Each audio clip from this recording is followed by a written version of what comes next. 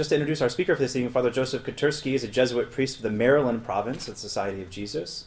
He's been a member of the philosophy department at Fordham since 1992, and he also regularly teaches at St. Joseph's Seminary in Dunwoody. As many of us know, he's a prolific writer. He writes both kind of for scholarly and popular journals on a regular basis. Among his most recent publications is his Introduction to Medieval Philosophy, subtitled Some Basic Concepts, came out in 2009. He's also done a few series of lectures for the Teaching Company. So you can go get these. You can have more Father Koterski after tonight if you want. And he's done courses on Aristotle's ethics, natural law and human nature, and most recently on biblical wisdom literature, which I think you did your license in, right, at Weston? Yeah. And Father Koterski also is much in demand, so we're very happy to have him this evening, as a speaker really around New York, but also throughout the country. He's also on the advisory board for the Catholic Artists Society, so it really makes sense that he's with us this evening to speak about virtue and artistic imagination. So, Father Koterski. Thank you. Just in case, did everyone get a handout? If you didn't, why don't you raise your hand and I'll give you a handout. I am very impressed at seeing you all here tonight. I was scheduled to do a lecture last night and they canceled it, so I had a night off. But this is very impressive that you've made it here in all the snow. I think some more need a handout over this way. Did anybody else still need the handout? Good. Well, thank you for those kind words. Can you hear okay in the back? Is this all right? Good. All right.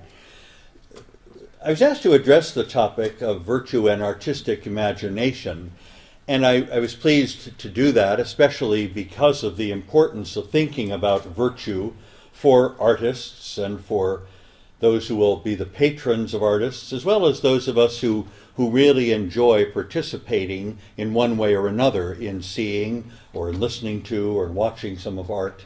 And so I'm very happy to do this and to try to bring not only an interest in art, but also the interests of philosophy and theology to some of this. And so the handout that you have will, as you see, it's mostly going to be about Shakespeare tonight, but I don't mean it to be limited to that, simply to take one area where my own interests are large and hopefully to use it for this particular purpose. But I begin with something different than Shakespeare. I'd like to begin with one of our great artists of Catholicism, namely John Lorenzo Bernini, whom I think that many of us know. We know it from the great works that he did in Rome. You perhaps have seen the wonderful colonnade that's in the piece over the altar there in St. Peter's, or maybe you've had a chance to go to Our Lady of Victory there in Rome and to see his great ecstasy of St. Teresa. But what I wanted to bring to your attention here to start this lecture is simply a story from Bernini's life. And I'm not mindful that can be a very complicated project to look at Bernini's life, but I think it's something important for the Catholic Artists Society. In forming a Catholic Artists Society, certainly the hope of the founders has been both to inspire artists and to inspire those who will be the benefactors and the patrons. And I think it's valuable to know, especially about Bernini's life, the importance of virtue and the conversion to virtue in his own artistic imagination, and it may well be something that is relevant to the work of this society. Bernini lived a long time. I think he was 82 when he died, but about halfway through his life, he was afflicted with a disease that almost killed him. Now, I'm being a little tentative and a little tender about what the disease was, because there is so much division in the scholarship on that. The Bernini is one of these great examples of a cottage industry emerging in his own lifetime and afterwards of people packaging Bernini. That is, they were very studious efforts right from the beginning to pull together a sense of what his own life was. And it's not at all clear to many of the biographers whether to trust any of the early details because there was so much packaging.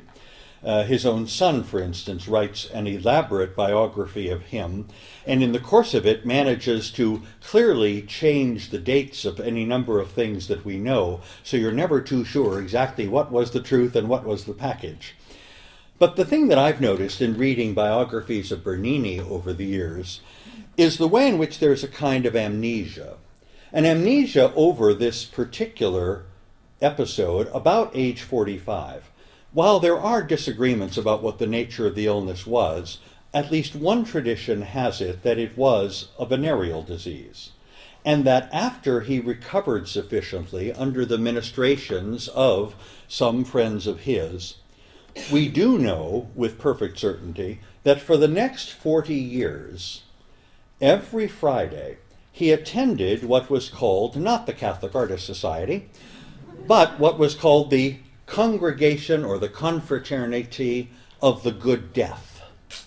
Now there's a congregation with an interesting name, don't you think?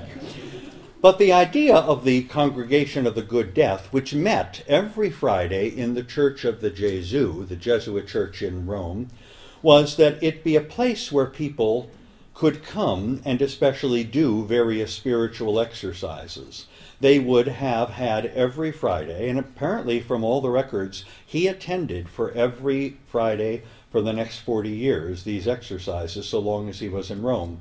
But the opportunity to hear something from one of the Jesuits who were staffing the sodality, and then to attend Mass, there were opportunities for confession, and then not only religious exercises, but they would go out to the ospedale, to the hospitals, which were not quite the kind of hospitals we're associated with. I dare not say better or worse, I'm not going to get into that part of politics. But my suspicion is that what it was for him the chance to do direct, deliberate charity. A sense that what he needed was the conversion to virtue in his life, where his life had been far from virtue, and that upon assuming this major conversion, doing it and continuing, the sense of the ongoing need for the religious edification that come from these exercises each week, as well as from not only taking himself regularly to confession, but also going to the opportunities of this charity. Now, one has in the standard biographies, I'm reading here in particular from the one done by Domenico, this is the Domenico Bernini, so this is his sons, although there are some other modern standard ones. But the Jesuits with whom he works, if I can toot my own horn here, or at least that of my community, even the general of the Society of Jesus was responsible for part of the ongoing care of this and used to talk with Bernini. And so it says at one point, as they were following out the traditions of the exercises that Cardinal Bellarmine had devised for this Congregation of the Good Death, it says, Father Giovanni Paolo Oliva, Superior General of the Society of Jesus, used to say that in discussing spiritual matters with the Cavaliere, he, Oliva, felt obliged to prepare himself carefully, just as he were going to a doctoral thesis defense. I mean, I think that Bernini had a very lively mind and wanted to know the truth of these things, wanted to discuss them and be instructed, and yet also to humble himself, and in addition to his studies, what he would be about were the direct and deliberate care of many sick people at the ospedale. It strikes me that it's part of what the good work of a Catholic Artist Society does, is to work not only at the inspiration and perhaps the intellectual edification, but also at the cultivation of virtue in life and the way in which this must happen within the context of religion, the way in which it must happen within the context of charity. Bernini perhaps might be a good patron saint. I'll let Kevin think about that when he does further designs. Let me turn now, though, to the main topic that I wanted to share about virtue and the artistic imagination. What you'll see on your sheets is a general survey of the Aristotelian and Thomistic ideas of virtue. I present that, of course, especially because of simply my own interest and considerations of these matters, but also because of the way in which it pertains to it coming into a really fantastic artist, the one we know as Shakespeare. I'd like to suggest first, in point number 2, just a brief overview of the Aristotelian theory of the virtues. Some of that will be on the reverse side, so I'll go to that directly. But then I want to point out a certain importance of the Aristotelian Thomistic account for Shakespeare. And then what remains are some examples from the Shakespearean plays. And I won't be able to get through all of them tonight, but I wanted at least to whet your appetite with the way in which it can be seen. In fact, I think it's one of the interpretative keys of Shakespeare. And so it gives us a sense of how it is that a real commitment in a deliberate and thematic way to virtue, such as I believe Shakespeare had, through the use that he made of Aristotelian and Thomistic ideas, the way in which this grounds the plays, I think it's part of what makes them so deeply realistic and gives them a very special cast, different than some other plays that we find. I'll get to that in due course. And we begin by asking you to turn to the reverse side.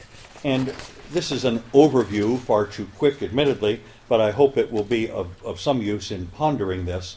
Namely, that the Thomistic account of virtue is a relatively sophisticated and complex idea.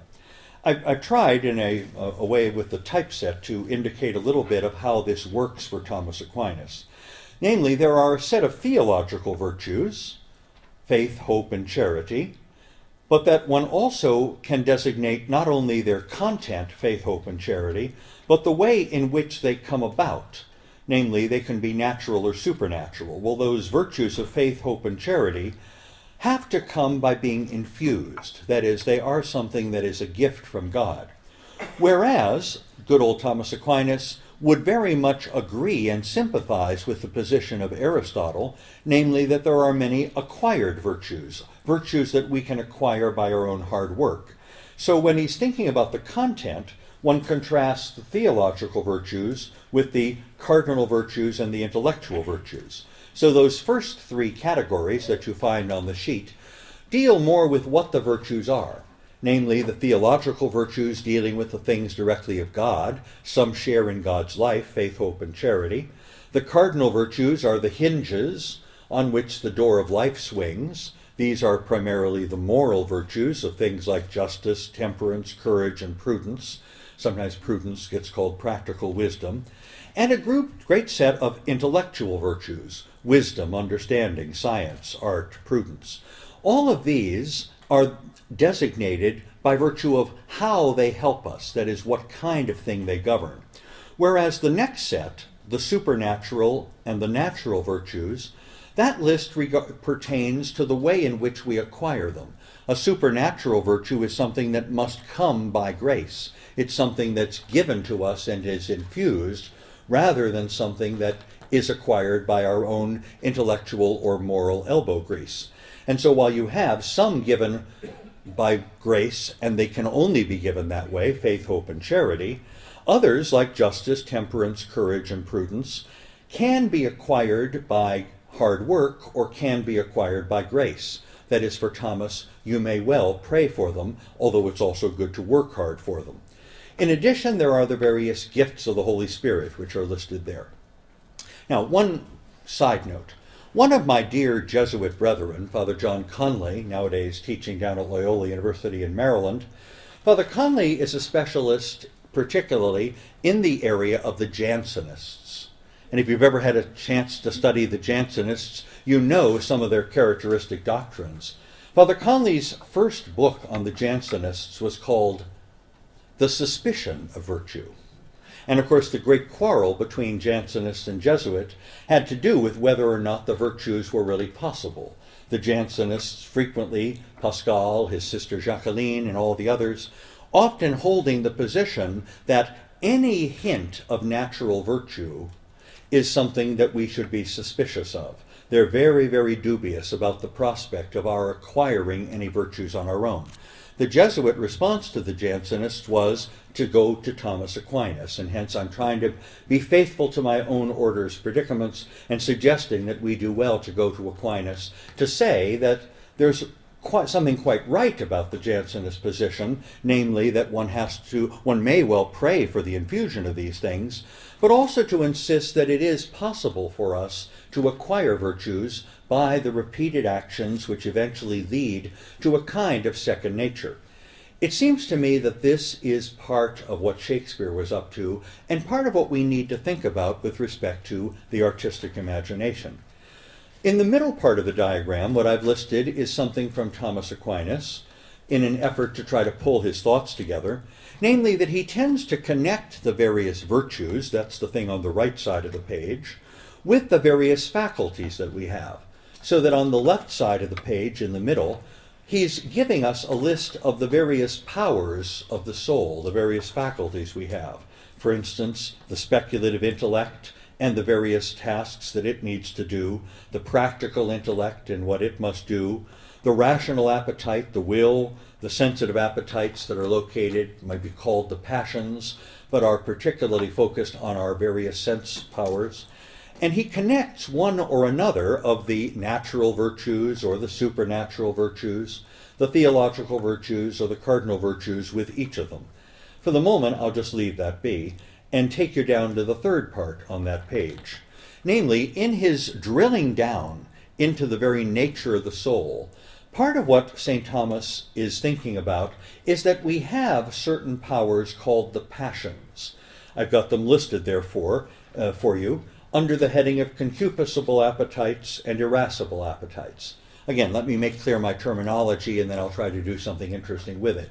By terminology, we're thinking about the fact that some of our appetites are very sensory in nature.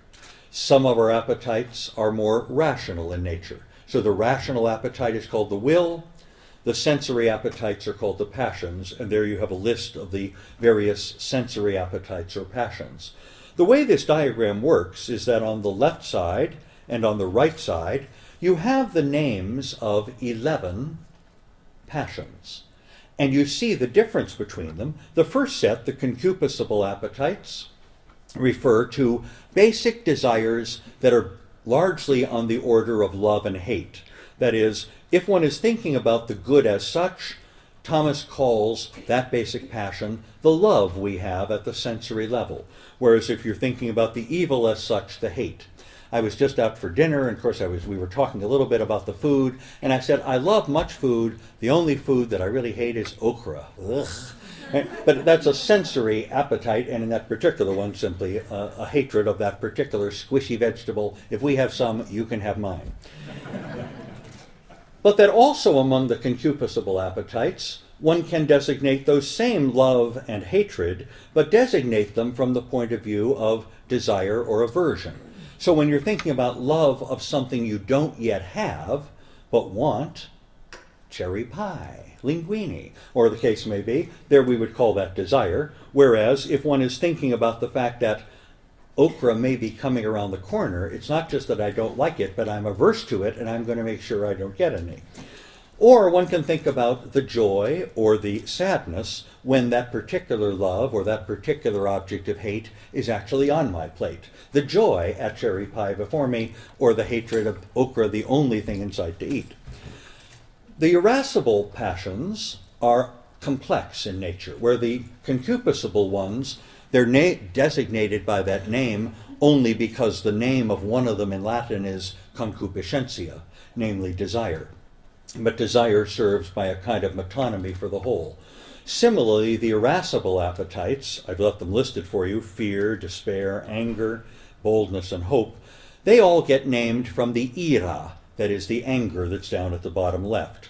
Similarly, those all have an object, so considering some difficult evil that is imagined as unconquerable, we're afraid of it. Whereas some difficult evil imagined as something we could conquer, we're bold in the face of it. Likewise, some difficult good that is imagined as unobtainable, we despair. Some difficult good that is imagined as obtainable, we hope. All this still at the sensory level, and anger referring to those cases where the evil is already present, difficult to avoid, but we must face it. I'm not going to do anything with the bottom of the page here, but I simply mention that I've listed for you the various theological virtues and the various cardinal virtues, and I've tried to indicate there that it's not just those 7, but there's a whole host of virtues. And so I've listed some of the related virtues and some of the related vices. I may get back to that before we're through. But all I'm intending by this diagram is something I want to use in the main part of the talk here as I'm discussing Shakespeare. This is, as far as I know it, the basic Thomistic account of the names of the various virtues and vices, and secondly, it's the Aristotelian and Thomistic account about how the virtues and the vices work. Let me say one last word, and it's on item number 2 on the first side. So if you go back to the first part of the page, this will be the theoretical part, and after that we get started talking about art and literature. In the Aristotelian Thomistic account, you should see the virtues as organized on a continuum. So let's take any particular virtue and its related vices. For the sake of our conversation, and since I just had dinner, I'm going to take the desire we might have for good food, and I'm going to be thinking just about that desire for good food. And he would say, if you take desire along a continuum, on one side we'll put the defect, that is almost zero desire, and on the other side we'll put the excess, that is a huge desire when your appetite is, when your desire is bigger than your stomach and you want lots of things, but it's going to make you sick or something. So on that continuum of any one particular passion, the virtue will consist in getting to the mean, that is the peak of excellence. And if you have just the right amount of desire and you regularly choose just the right amount, that's the virtuous state for Aristotle. So it's called the theory of the virtuous mean. Whereas if you regularly choose too much or regularly choose too little, you'll get into one or another of the vices. But it works not only for the virtue of temperance and having just the right amount of desire, not too much and too little, but with any of these things. It works, for instance, to take another example, with respect to fear and boldness. So if you take the continuum as fear and boldness, and you can say, let's take boldness for our example, here's the right amount, here's the too little, here's the too much.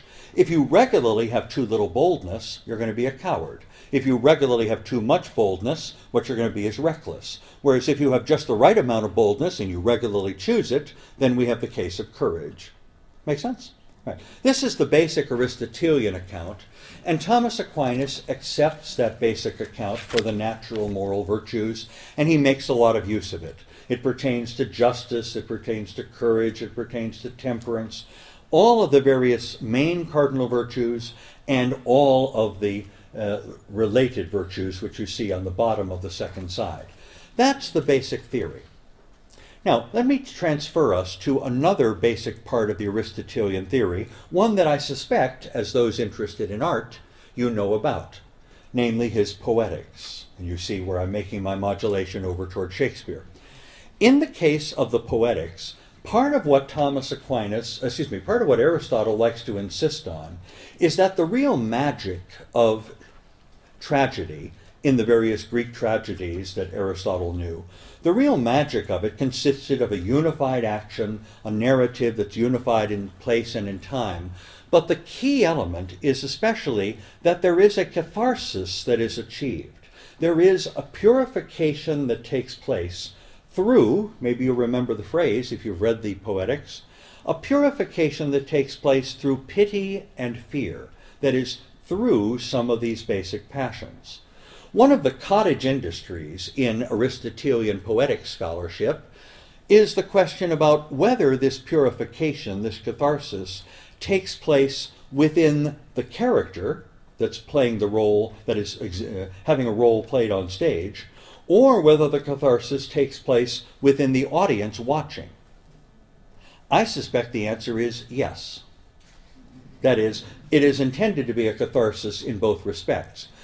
If you buy that, I'm not going to try to argue it tonight, I'll simply stipulate it, but I think there is arguments about that can be made on both sides. But if you buy that, one of the characteristic aspects of Aristotelian analysis and of real tragedy and real comedy is that it's mimetic. That is, it's by imitating the particular emotion that the character has a realistic play that is being played. That is, the characters aren't stock types. They're not allegorical figures. It's not that one character stands for one passion and another character stands for another. It's not that one character stands for one virtue or stands for one vice. That would make for a very wooden kind of tragedy, a very wooden kind of comedy. I don't think we would find it terribly engaging. But rather, there is a mimetic process. That is, the character is imitating what we experience in real life, because we ourselves have these passions, and we have to make choices. And in experiencing that, those sets of passions and acts of will, the characters in a Greek play, or I would maintain the characters in a Shakespearean play, have a special kind of realism.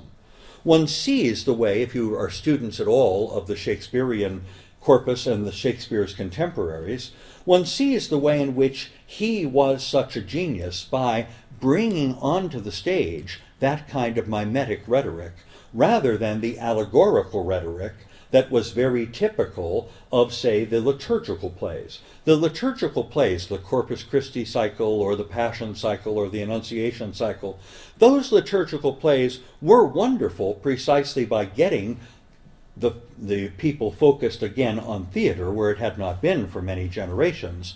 But nonetheless, those plays are so wooden by comparison. I find them interesting to read and to study, but they have nowhere near the power of the imagination of a Shakespearean play. In fact, of many of the contemporaries of Shakespeare, they had not yet made the move sufficiently to a mimetic rhetoric. I just finished reading Stephen Greenblatt's book, Will in the World, and while it's not particularly a book that I agree with in many of its conclusions, I found it absolutely fascinating in his report of the way in which so many of the tragedians and comedians of Shakespeare's period were still engaged in far too allegorical an exercise. They had made certain adaptations of the liturgical mystery plays, but had still not broken through in the way that Shakespeare has. And I think one of the interesting parts of Greenblatt's book is the effort to see what was so different about the Shakespearean tragedies and comedies. To point number 3 on the outline. One of the interesting things, I think, about our friend Shakespeare when we're thinking about this question of virtue and the imagination, artistic imagination, is that he himself had to learn how to make this work. I fully admit we do not know, nobody knows that I am aware of, how Shakespeare got all this. But I am perfectly convinced, tonight the best I'll be able to do is to suggest it to you. It would take a longer study to prove it. But I want to suggest to you tonight in this short course that Shakespeare must have known the Thomistic account, or at least some account immediately and directly derived from the Thomistic account. One of the first bits of evidence that I would offer is number 3, namely the way in which Shakespeare wrote one of his non-dramatic writings, Venus and Adonis. It is a long narrative poem that Shakespeare wrote during an early period in his career when the theaters were closed because of plague. He wanted to keep writing, he needed still to make his money. And what he proposes in the Venus and Adonis is a story of about 1,100 lines. In the 1,100 lines, it's basically a dramatic narrative rather than a true drama. What we have is the young Adonis, a handsome young man, who is somehow caught the attentions of a slightly over-the-hill Venus, with all due respect to Venus. She's slightly over the hill. And she is trying to capture the attentions of the young Adonis. And so in the first 600 lines of the poem, she is busy trying to attract him. But by the end of the evening, he says no. He retires. They go their separate ways. And he says he's going out hunting in the morning. He does indeed, in the next 500 lines, go out hunting in the morning. He's killed by a boar, and Venus grieves. That's 1,100 lines. Shakespeare made so much money off of that. But in addition to writing a poem that people bought, in a way it's some of Shakespeare's first published works, because he didn't publish the drama until later. We are very lucky to have many of Shakespeare's plays because at a certain point people persuaded him to get them into print, and then others are published later only after his death. But in general, they were not publishing the plays because the companies wanted to use them in acting and didn't want to have them out for anybody else's use. One of the things he publishes in his own life is this. But what I found interesting as an Aristotelian, Thomist, card-carrying, dues-paying, absolutely attentive in my devotions, what I found is that in those 1,100 lines, Shakespeare goes through the 11 Thomistic passions in order.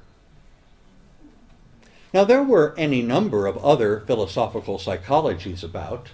One can find large numbers of these things. People have their own ideas how to theoretically count the various powers of the soul. Near as I can tell from my study of Renaissance and late medieval philosophical psychology, I don't know of anybody else who had 11 passions. let alone these. But what we see him doing is displaying them on the stage. I've listed them there for you again on this side, and that they are the key for the understanding of these first 600 lines, namely, Venus and Adonis are respectively loving and hating. That is, Venus is especially desirous of Adonis's attention, whereas Adonis is particularly uninterested in Venus's attention, and in so doing, he really hates the way in which she keeps trying to smother him in kisses. In the course of it, the aversion that he feels is notable, and it only increases her desire. At one moment, he does give in. She lays on top of him, and it's practically an assault on a campus nowadays. But that in the course of it, there is an absolute sadness on his part, even while she is experiencing the throes of joy.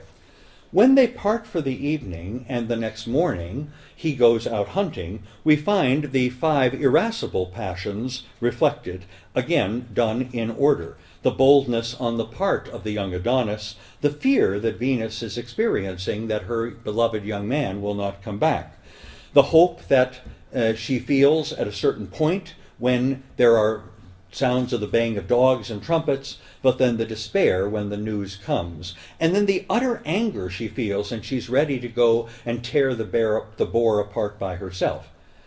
It's a curious thing. Perhaps it is simply in the nature of things as Shakespeare understood it. I find it curious beyond belief that you would have such an intrinsically, carefully calculated composition. I think that part of what Shakespeare was doing was continuing to work out for himself how to do mimetic theater, how to represent as an artist, how to represent virtue, because, as I was saying when we covered the opening part on the opposite page, the nature of this Aristotelian Thomistic account of the virtues is rooted in the passions. That is, the very definition of virtue that Aristotle gives. Let me recite it from Book 2 of the Nicomachean Ethics.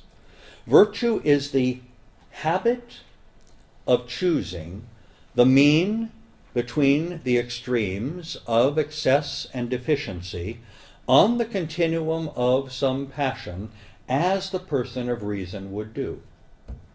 That is, it is crucial to the Aristotelian definition of virtue that there be a passional base. Although he was not a creation thinker, he seemed to think the world eternal and the natures found within it everlasting.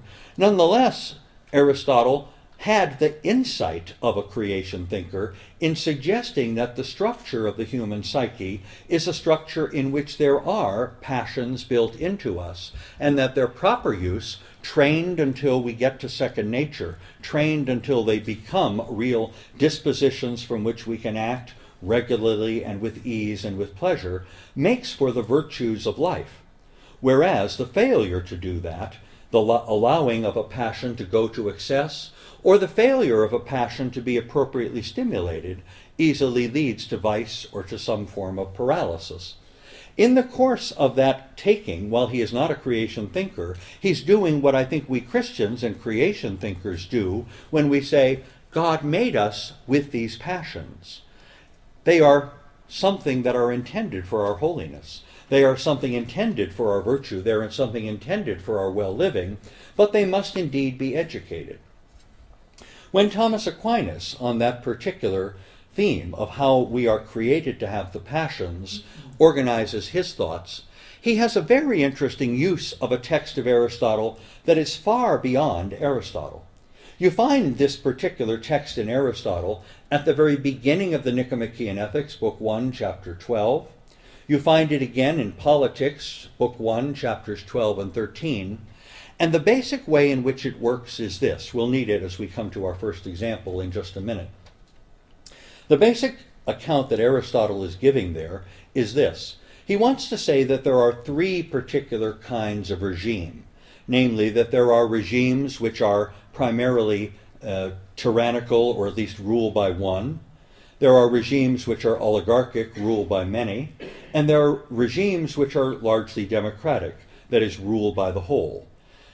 He notices in the course of the Politics and the course of the Ethics, when he cites these things, that the relation between the ruler and the ruled will vary. That is, in the case of a rule by one, there will be invariably something deeply paternal or paternalistic about it. That is, there will be a way in which we have father related to children.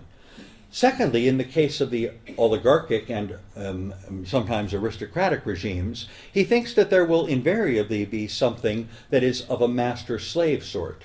But thirdly, in the case of the democratic regimes, he is convinced that the only way in which a democratic regime can work is precisely by making a persuasion. That is, a ruler has to give reasonable arguments to try to persuade the masses in this regard. Okay, it's a standard account within Aristotle. What Aquinas does with it, in the course of it, turns out to be what Shakespeare does with it. And I think Shakespeare does with it something interesting, perhaps because of his acquaintance with what Aquinas does with it. Namely, where for Aristotle it had largely been an account of these political divisions and the relationships between the ruler and the ruled, for Aquinas it's the relation between the mind and the passions. That is, the suggestion is that in this first type, what one sees, let's say if we call the first type the master-slave account, one can have a notion that the passions are entirely unruly. And the only thing you can do for unruly passions is to repress them. That's the Stoic option. On the other hand, you could have the Platonic paternalistic option. That is, like a father or a mother with regard to the children, you've got to bring the children along. You can't expect the passions to act on their own, but perhaps you can educate them. But the third account, what Aristotle is calling the democratic account, talks about the ruler persuading the ruled to agree to a common course of action so that democracy can go forward with its common good. For Aquinas, the transformation is with regard also to the passions and the reason, by suggesting that reason must make a friend of the passions. Reason must make an ally. We've got to train our passions so that instead of being rebellious slaves, instead of being mere children, the passions will be our allies and give us the strength and the energy to carry out even the most difficult projects. I think you see the basic point of a sense that there is more than one way to handle the reason-passions relationship, and that what Aquinas' theory of the virtues is the way in which to take a virtue, a passion which by itself could be spread out across the entire range, and steadily to train it so that it is a reliable fellow citizen, giving the kind of energy, much as democratic regimes are capable, of eliciting from people who are convinced and are willing to join with reason and rule for the sake of the common good.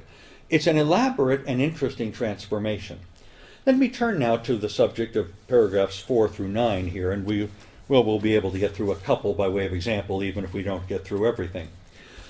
I occasionally give what you're hearing tonight as a course up at Fordham. I call it Shakespeare and Aquinas on the Passions and the Virtues. I always teach it at 8:30 in the morning. I get about 30 students, half from philosophy, half from literature. By the third week, I usually can't get a word in edgewise. What we do is we go for this. I always start, after doing a little bit with Venus and Adonis, I start by doing the Taming of the Shrew.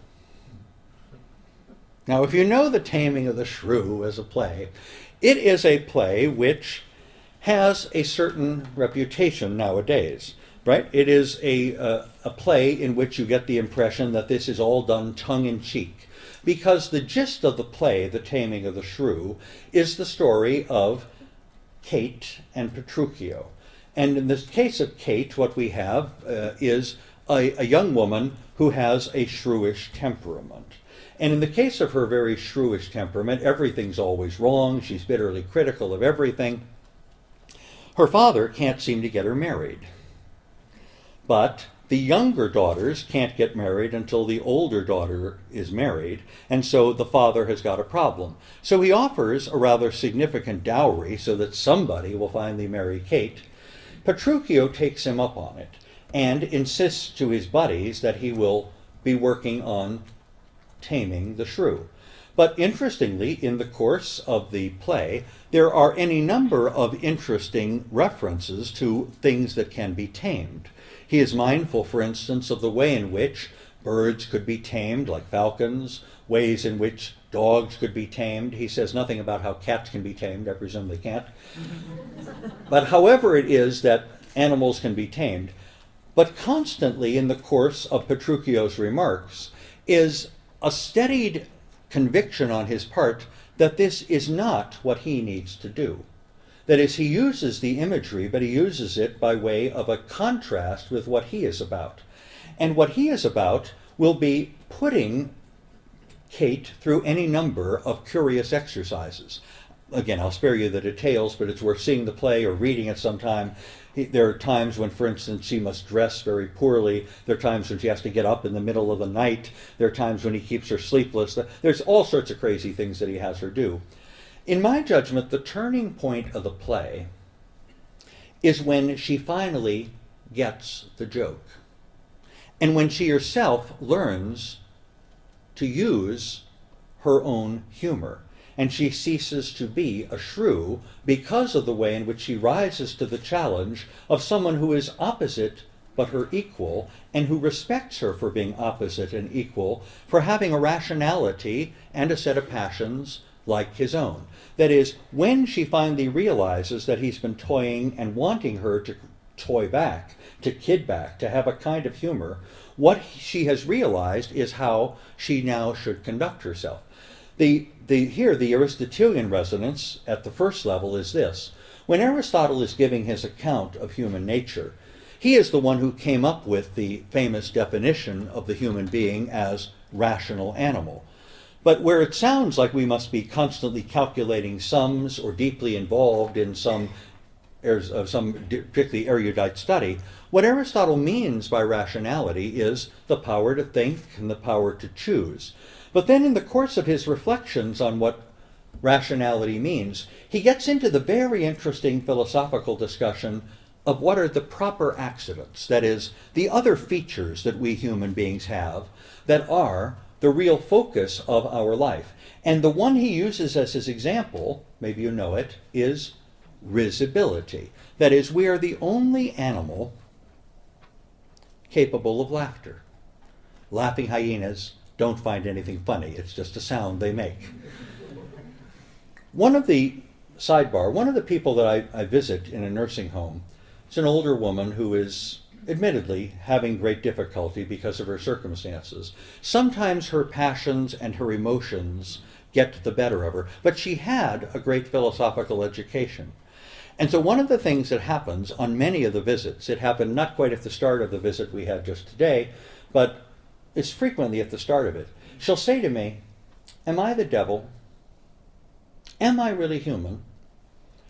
Now, this is part of an ongoing conversation she and I have. And what it is that we do in the course of that conversation, whenever this comes up, is that part of it is that I have to get her laughing and then remembering what she's doing, because the devil doesn't laugh, but humans do. Remembering, in a way, this proper accident. I was so gratified today when she finally broke into a smile. But in the course of it, it's remembering this deep humanity. I think that that's at the absolute center of this Taming of the Shrew. The play, as you know, if you follow it out to its conclusion, ends with a bit of a wager. That is, the various men who have attracted various wives in the course of the play, they have a wager that they make with one another with respect to which wife will be obedient according to the standard Christian Catholic definition following the scriptures about the obedience that a wife owes to her husband. You remember the passage from St. Paul, chapter 5 of the letter to the Ephesians. It's the one that priests like to preach at from this perspective. Thank you for proving your risibility there. But I think that what St. Paul is doing in that passage, in a marvelous way of recounting the thing that Adam didn't do for Eve, Christ is saying that Christ and the church should do for one another. That where Adam proved to be a wimp and refused really to help his poor Eve after she had fallen, the line in Ephesians is precisely that Christ would be willing to die to render his bride pure and spotless. That is, in the course of the Ephesians 5 passage, one has what a wife must do, render her obedience, and what a husband must do is to be willing to sacrifice his life for his bride. It's sort of a mutual pairing of what our mutual submission to one another is in Christ. In the course of pondering that, what it is, I think, that Shakespeare is doing by the wager scene at the end of the Taming of the Shrew, is having all the other wives say, yes, the men are bragging, their wife will, of course, be very quickly obedient, where Petruchio is probably not going to get anything out of Kate.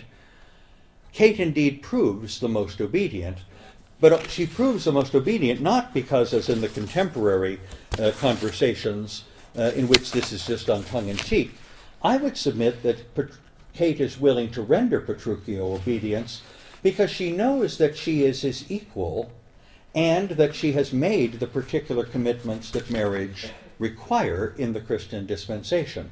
That is, that she has been trained to a kind of virtue, and that what she's displaying is the very virtue that she has now happily assented to as a habit of choosing.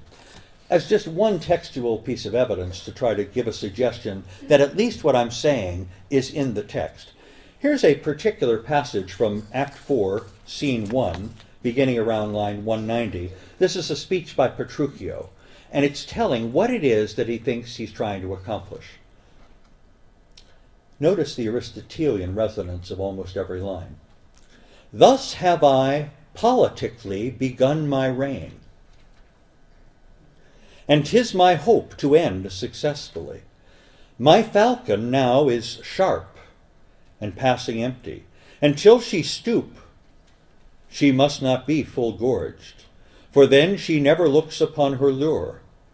Another way I have to man my haggard, to make her come and know her keeper's call, that is to watch her, as we watch these kites that bait and beat and will not be obedient. She ate no meat today, nor none shall eat.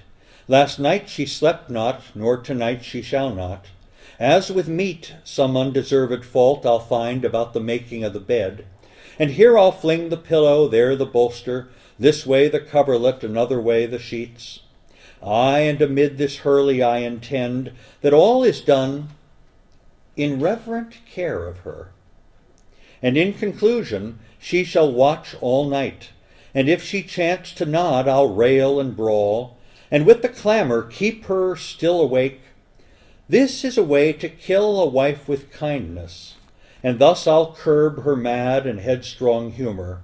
He that knows better how to tame a shrew, now let him speak. 'Tis charity to show. Now, you'd have to read the whole play, and I'd be happy to share with you some of the further insights.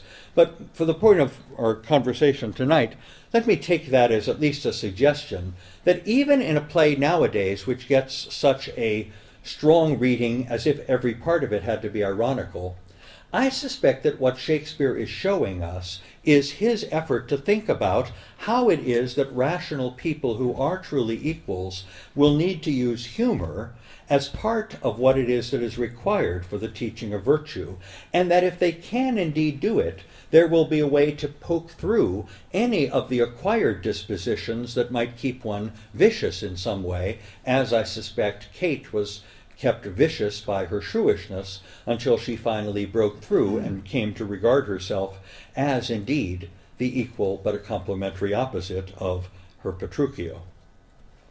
When one looks down to some of the other plays that I've listed on the sheet, there is, for instance, Merchant of Venice, Hamlet, the first part of Henry IV, Macbeth, The Tempest. Part of what I wish to urge for the sake of tonight, and I won't try to do them, for I think that we've fairly much exhausted the time and need to turn relatively quickly to a question period. But what I've attempted to show, at least in summation in all the other examples given here, is that I think that each of these plays, I do not myself know an exception. Perhaps the exceptions are in the very, very earliest ones, where I think Shakespeare may have still been working this out. I must admit I have greater trouble doing it theoretically in the very earliest plays. But when you move on to the later plays, I think that all of the tragedies turn on a mimetic presentation in which a given character was able to make the kind of choices that would have led to virtue, but invariably failed. In the case of Macbeth, where his ambition is egged on by a wife who's even more ambitious. Every single one of them, I think, is understood well on the model of one of the vices, either excess or deficiency, which is the deformation of what human character ought to be. And every one of the comedies, and the comedies are especially interesting cases of this, Shakespeare is truly at his most creative. In the case of the comedies, we have the resolution of the problem invariably by a love, or a marriage, or a friendship, or a relation of piety. Sometimes it's father-daughter, as in The Tempest. Sometimes it will be the failure of father and daughter, as in King Lear. But in the comedies, there will be a resolution that comes by the choices that we'll make that would eventually lead to the kind of virtuous character, if indeed sustained over the years, that is required for the comic resolution. The history plays are fascinating because Shakespeare is always so constrained. He is constrained by the chronicles of Hal and Holinshed, and so his basic story is not anywhere nearly at his own in terms of a creative mix. But one of the things that the Shakespeare scholars who work so hard at tracing out Shakespeare's historical sources is that they are always busy chronicling the fact that the history plays, all of them, always depart in some significant way from the history as recorded in Hall, Holinshed, or whatever the source. I would like to suggest that a careful study of it repays the notion Shakespeare does it by his artistic imagination in order to show the virtue and the vice. He makes it work, again, on a mimetic rhetoric, indicating how virtue and vice actually work, and he will take even liberties with the text of the history that he is presenting in order to bring that out better. One thinks, for instance, of Prince Hal and of Falstaff, Prince Hal and Falstaff in the first part and second part of Henry IV, and the ways in which the liberties that are taken there beautifully illustrate this. It's one of my favorites. Finally, the tragic comedies, when one thinks of things like the very late plays, there it's simply that he has managed to get many of these cycles all turning at once. And the increasing complexity makes for yet a more beautiful illustration. Let me finish now and simply invite your questions by recapitulating the thesis just one last time. I would claim that Shakespeare, rather like our friend Bernini, gives us an interesting example of the need for virtue to tutor artistic imagination, and that the greats among us, especially people like a Bernini, but as tonight we've explored in Shakespeare, they show us the way in which the virtue not only must be in the artist, perhaps by a major conversion in his life, Bernini's paintings after the beginning of his attendance at the confraternity of the Good Death being so significantly different than the earlier sculptures and the earlier pieces. So too with Shakespeare, what one finds is, by virtue of the things that occurred in his life that I suspect led to a significant conversion, he has understood the way in which the passions must be tutored, and has found a way to display them on the stage, not in allegorical or wooden fashion like so many of his dramatic contemporaries, but has managed to show them in mimetic fashion, sometimes succeeding, sometimes failing, always interesting because they give the great human moral adventure. Our thanks to the artists. Thank you.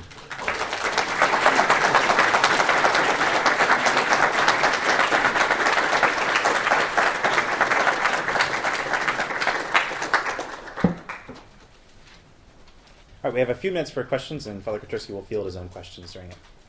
Thank you. What would you like to talk about? Please. Are there any contemporary artists that you feel show virtue in their work, whether literature? The question, as I understand it, are there any contemporary artists who do this, showing forth virtue in their works? I would like perhaps to turn that question back to you, because you probably know more wonderful examples of contemporary artists who do some of these things.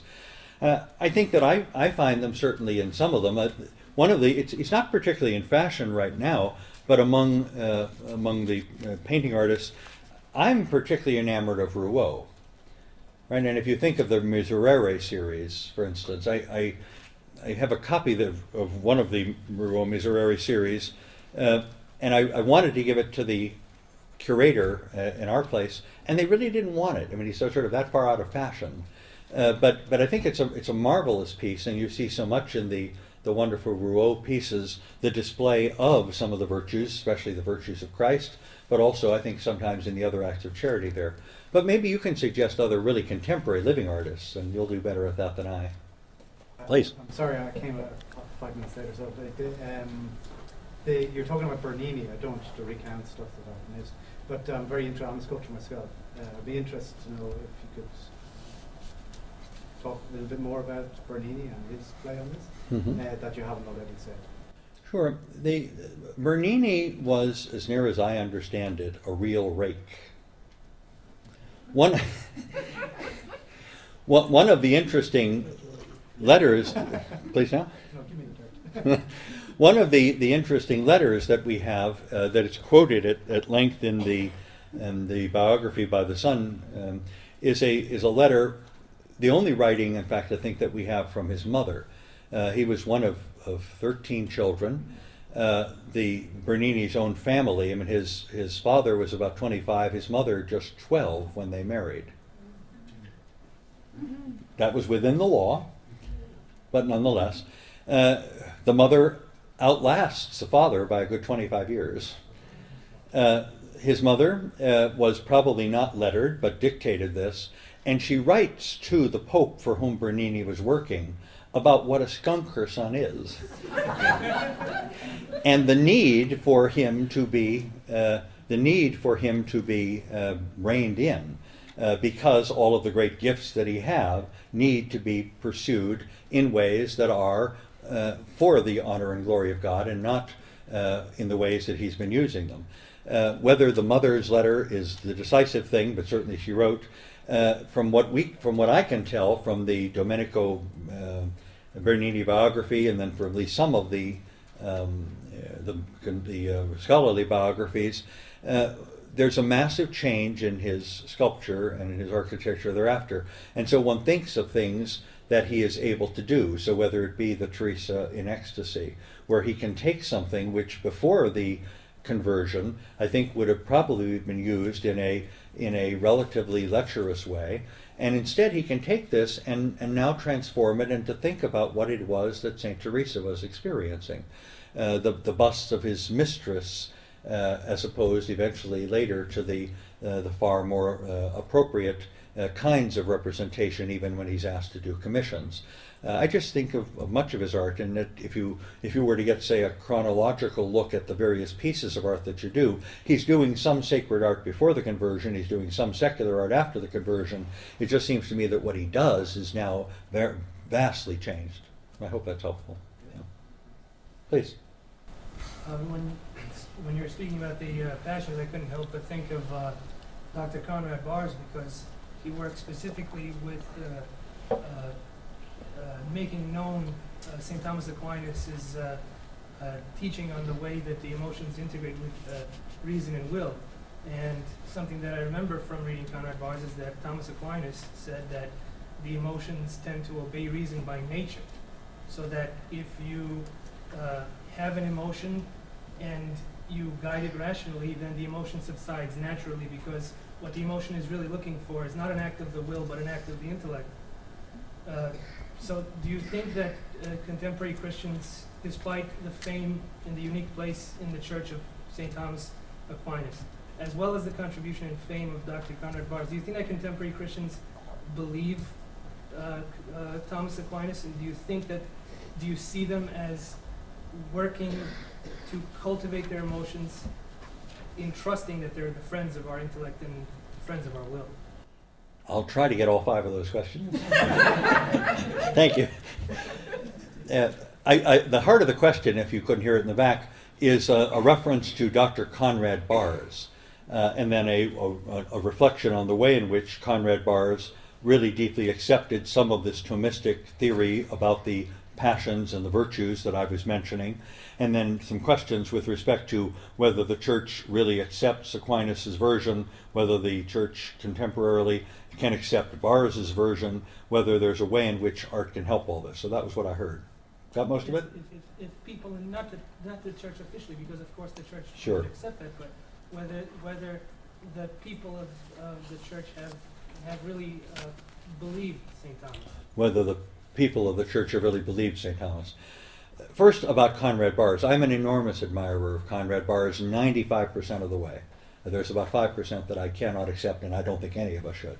But I think that he was just a genius in many respects. Conrad Barres was a Dutch psychologist who had begun his medical studies in Europe just before the Second World War. Then he worked underground and was successful in working underground, but then when they thought the jig was up, fled toward Spain, got caught, spent his time in the concentration camp. But then after the war, he decided to continue his medical studies, came here to the States rather than to remain in Europe, and was successful in finishing medical studies and then in studies of the psyche. But in the course of his work, what he found was that the people, the patients he had, were not sufficiently responding to some of the suggested treatments.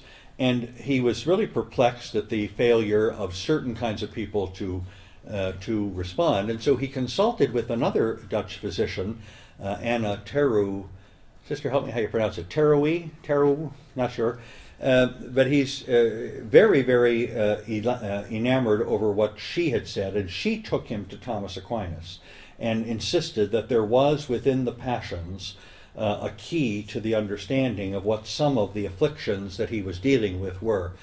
And in particular, what the two of them developed was a theory with a particularly unfortunate name, but a brilliant theory. They called it affirmation therapy. Sounds like something from sunny Southern California.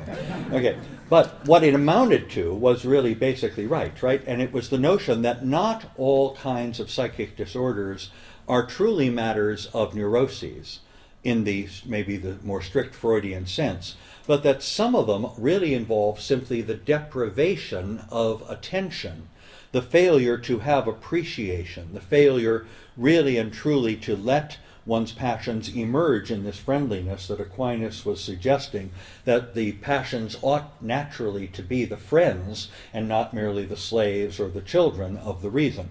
And so part of what Barres began to do with enormous success, and he and Anna Teru have written this up in great detail, of the way in which there can be a successful remediation of any number of deprivations emotionally, if one will take the time to bring them forth, if one will give the time and the attention and the focus on eliciting the appropriate reaction, so that the kind of thing that there was a deprivation of in childhood or in early adulthood can become truly manifest and the person become balanced again. Has the church recognized it adequately? Do people within the church adequately accept and embrace some of these things? My suspicion here is that for many generations, yes. In our own past generation and a half, probably far less. The reason for the far less is no doubt complex. But part of it, I suspect, would be the way in which Thomism, the Thomistic approach, has again, while heartily championed by the Dominican quarter, we Jesuits want to praise the Dominicans for all they do in this regard, but that there has been in many quarters a rejection of Thomas, He seemed to be the epitome of a certain kind of moral theology and a certain kind of approach to theology in general, which was falsely categorized as merely rationalistic and hence a failure to do the other things that theology ought to do in attending to experience. So while there is now a renewal of Thomism, I think that Thomas has been submerged, has been underwater for a certain number of generations, at least two, and hence not enough of a popular appreciation of him. It's why the work of Conrad Barres and of his daughter Susan Barres and of various Dr. Denise Mari up in the Bronx and various and sundry officials who work at trying to bring Conrad Barres and bring Thomism to the practice of psychology and the practice of the dealing with people with emotional deprivation have gotten such tremendous work and had had such tremendous success. Is there a widespread appreciation of it? Would that there were more, but with fine young Dominicans on the fly like this, it is certain to be rectified in the next generation. Please.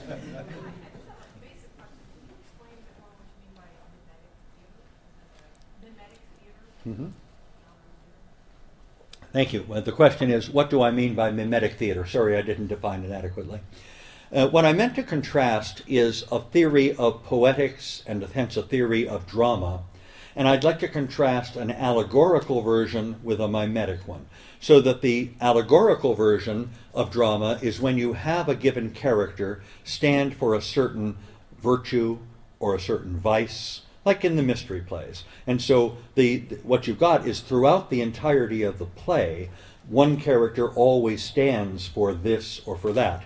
And the conflict that is staged between them is a matter of their having victory win, or perhaps of having virtue win, or perhaps having vice win, but that whether it's a tragedy or comedy, you already know who's the ones wearing the white hats and who's the ones wearing the black hats, and you see this in a relatively wooden fashion. By mimetic, it's a Greek word, mimesis, that refers to imitation, right? So the word mimesis is translated generally imitation. And as a theory of theater, Aristotle champions it by saying what theater ought to do is to imitate life. And in the imitation, what should you particularly be imitating? Well, you should imitate human beings as they are. In this Aristotelian, and I would suggest Thomistic account, the way in which they are is that they are truly rational animals, rational in the sense of having the powers of reason, but also having sensory powers, also having certain vegetative powers. And within each of those, let's say the rational, there is both an intellectual part and a volitional part, so the intellect and the will. Likewise, they have at the sensory level both sensory appetites, sensory cognition, the various five senses, the four internal ones, and the sense appetites, the passions. When you have that theory of the human person, that we are one creature, body and soul, with these various powers, the powers aren't all fully developed at the beginning, but only gradually unfold and need to be developed. If they're developed according to the patterns of virtue, these various powers can become tremendous sources of strength. So if we get courage, that readiness to feel a certain boldness in the face of danger, we'll have not only the right use, the right choices, but we'll have all the right emotional energy supporting it. On the other hand, if instead of courage, what our characters formed into is cowardice or recklessness, then all those same passions are let loose in the case of the reckless, or are badly restrained in the case of the cowardly. And in doing so, now we have a typical person who is gradually developing such that now the choices that that person makes are vicious by way of excess or by way of deficiency. A mimetic theater will be interested in showing that. So that what the key to mimetic theater is not a wooden character that is already simply full-blown and developed and stands only for that one virtue or vice, but rather someone who is in the throes of development. So what I was attempting with Taming of the Shrew to suggest is that Kate was already rather fully vicious by virtue of her shrewishness. Petruchio doesn't start with perfect virtue. He starts with what appears to be someone who's an opportunist, ready to get a huge dowry. But he is given the opportunity to say, there is a way for us as equals, but nonetheless quite different, to lead one another to virtue, and he is able to start. She is able really to change in the course of the play, and any representation of the play in which she doesn't adequately change misses it. So part of what I'm urging with mimetic theater is it's imitating real life by what the characters do on stage, particularly here with regard to the virtues and the vices, and then helping the audience to do the same. The other part of the mimetic theater, which I didn't get into here, but which one probably should, is the sophisticated way in which Shakespeare's plays were put on for royal audiences. That is, he was frequently, I believe, attempting to help to influence some of the royal courts for whom his players were playing by showing them on stage what things looked like, sometimes doing it with tremendous risk. When one thinks, for instance, of the Hamlet character, for instance, and the Hamlet play, one seeing someone who is hesitant to act, perhaps as James I, and yet he is shown on the stage the consequences of a failure to rise into action in the way that Hamlet's indecision makes the plot unfortunately come to tragedy rather than comedy, complex as that one is. I suspect that what he was doing was attempting to inculcate imitation or to elicit it by that same mimetic approach that Aristotle had earlier on had championed. Help me thank Father Koterski again.